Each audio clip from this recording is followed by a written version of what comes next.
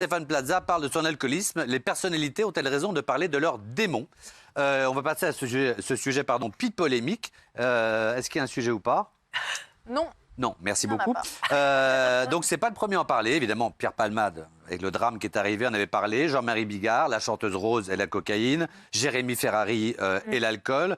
Alors, est-ce que c'est bien d'en parler ou pas? On avait fait ce sujet pour les maladies à l'époque avec Pernod et tout ça. Est-ce qu'il faut dire qu'on est malade, pas malade? Est-ce que ça aide les gens? Est-ce qu'au contraire, ça fait des trucs de pitié?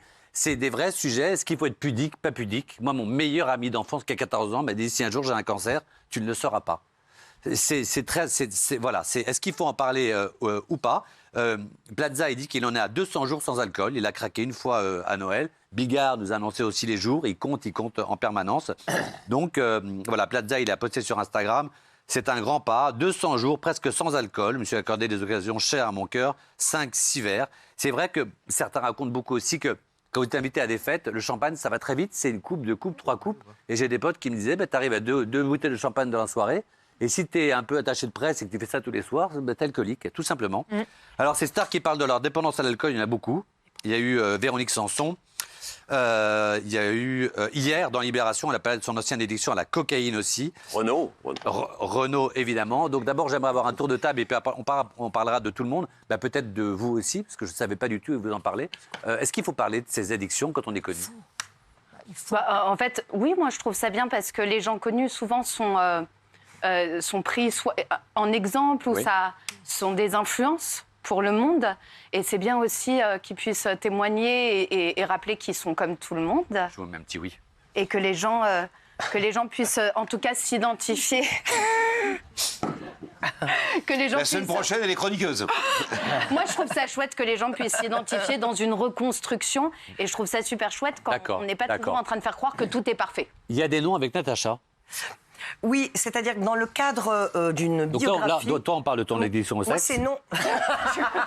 Alors, je plaisante. Toi, c'est non?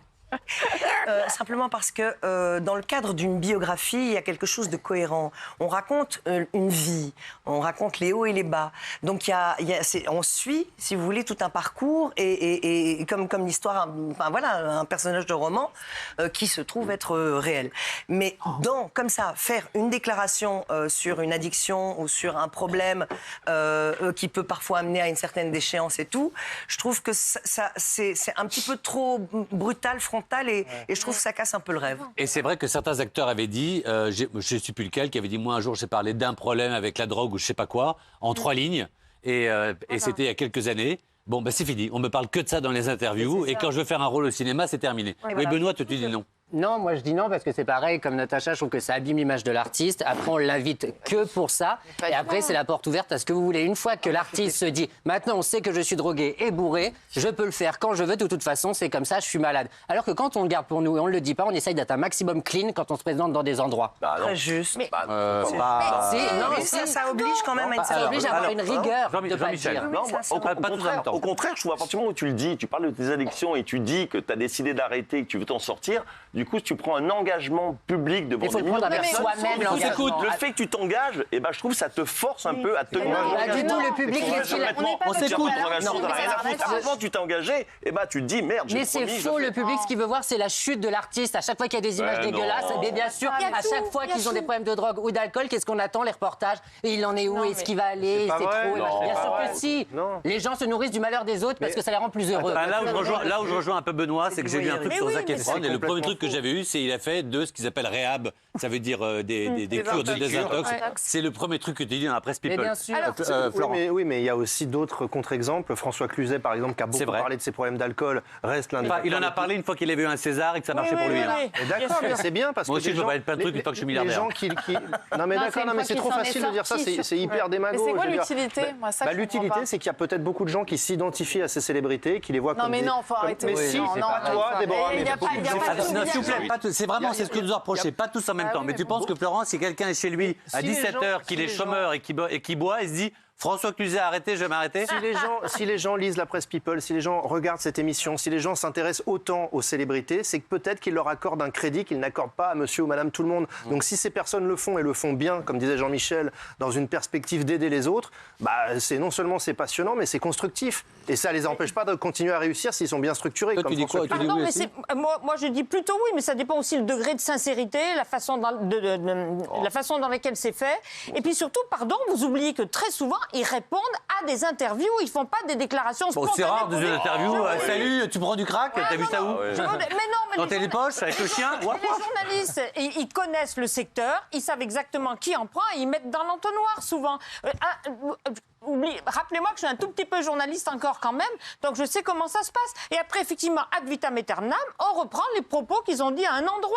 Donc ils sont condamnés à le répéter systématiquement. Arrêtons de dire que les gens font des déclarations spontanées comme ça, pouf. Non, mais c'est en ça que c'est un souci. Je vais vous dire un truc qui n'a aucun rapport. Mais il l'a regretté toute sa vie. Le fils Iliésias, pour raconter un jour une connerie, son petit kiki. il a dit qu'il avait un petit zizi.